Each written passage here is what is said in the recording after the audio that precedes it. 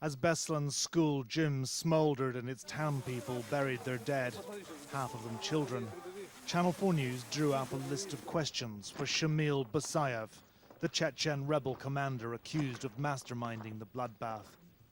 We wanted to ask him why. How on earth could killing children help his cause? We passed our questions to an intermediary in a European capital, requesting a videotaped response. We have no idea where Basayev is. We presume he's in Chechnya. 4 months went by before we were emailed from the Caucasus. There was a package for us to pick up, we were told. We were to meet a man in a shopping centre in a Middle Eastern city. We can't even say where. Last week, we were passed 3 video CDs in a box. We've verified that this is Shamil Basayev. It's the first time he's been seen since Beslan. He's got our questions up on his laptop. For the next hour, he'd work his way through them. This was filmed by Basayev's people, we think about 3 weeks ago. Behind him, a backcloth reading, "There's no God but God, and Muhammad is his prophet." Imagery prompting association with other Islamist groups, other wars. To be honest, I didn't originally plan for this to happen in Beslan. We planned the operation for Moscow or St. Petersburg, or both simultaneously, but we ran out of money. We're not exactly delighted by what happened in Beslan. To be honest, I'm even shocked by what happened there, and I'm still in a state of shock. I didn't expect such cruelty. But Basayev's not talking about what his people did. He's talking about the Russians. He blames them for storming the school and killing the children. "I never thought they'd do it," he said. Yet long before Russia's Spetsnaz special forces stormed Beslan school number 1, Basayev's guerrillas were tormenting and terrifying the children, as was clear from the video they filmed themselves. The children. President Vladimir Putin went to pray for the dead and the dying. He was quick to blame Chechens. Shamil Basayev was Russia's most wanted man. The bounty on his head now $10 million. Russia's Osama bin Laden. "We'll never deal with these bastards," Putin said. "No one has the moral right to tell us to talk to child killers." Each one of us has suffered deeply and felt in our hearts all that happened in the Russian town of Beslan, where we not only had to deal with murderers, but with people who used weapons against defenseless children. Russia's grown used to terror, but Beslan sent seismic shockwaves through the nation. You must understand us correctly. We are at war.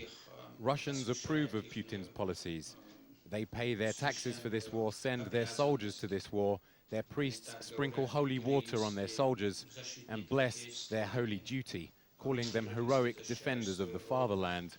But we're just terrorists. How can they be innocent? Russians are accomplices in this war. It's just they don't all have weapons in their hands.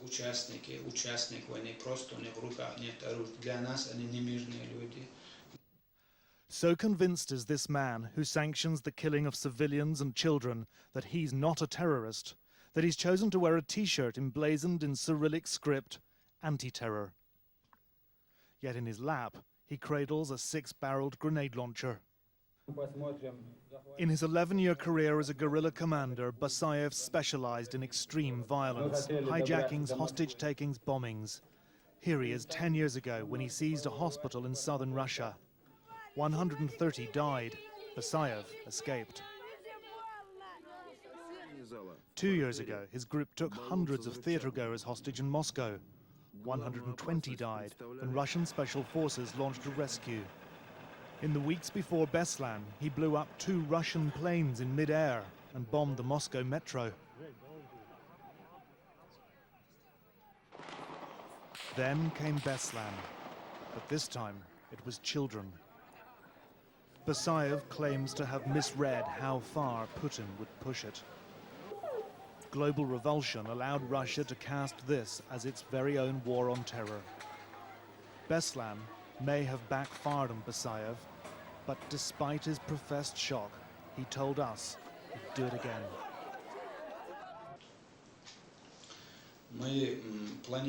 We are planning Beslan-type operations in the future because we're forced to do so. Today our citizens are disappearing. Our girls disappear without a trace. They can take anyone. In order to stop this chaos, we have to respond in the same way. Cynical though it may seem, we are planning these operations and we will conduct them, if only to show the world again and again the true face of the Russian regime, the true face of Putin with his satanic horns, so that the world sees his true face. In order to stop the genocide, we will stop at nothing. What he calls the genocide is the Russian war in Chechnya, where in 1 decade between 70,000 and 200,000 people may have died, out of 1 million. 3 years after the first war ended, Putin launched the second. His muscular stance on the rebellious republic propelled him into the presidency 6 years ago. But the war is becoming deeply unpopular in Russia. As many as 20,000 of its own soldiers may have died there too. Video files posted on Basayev's website show how. But having already said that there were more Beslans planned, Basayev also argued too many had already died.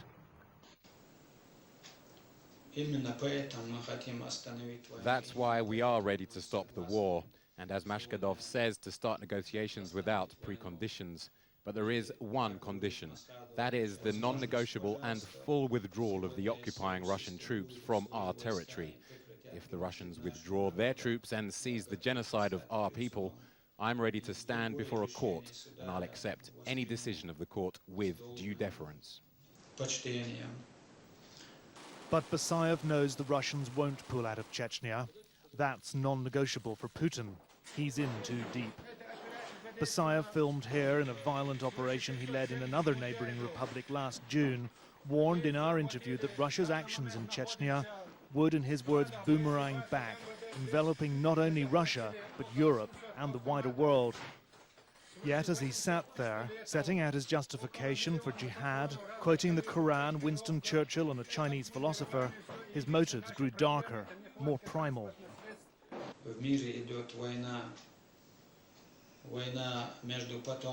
This is a war between the descendants of monkeys, about whom your Darwin wrote, and the descendants of Adam, glory be to Allah. This is the war of the descendants of Adam and Eve to put the animals in their place. I commit this to the great God and those who have taken the path to jihad, the direct path to God. Allah Akbar. And with that invocation of the Almighty, Shamil Basayev, jihadi warrior, philosopher, child killer, freedom fighter, ended the interview. Basayev had tried to justify what he'd done in Beslan last September. But is there any explanation as to how it ever came to this?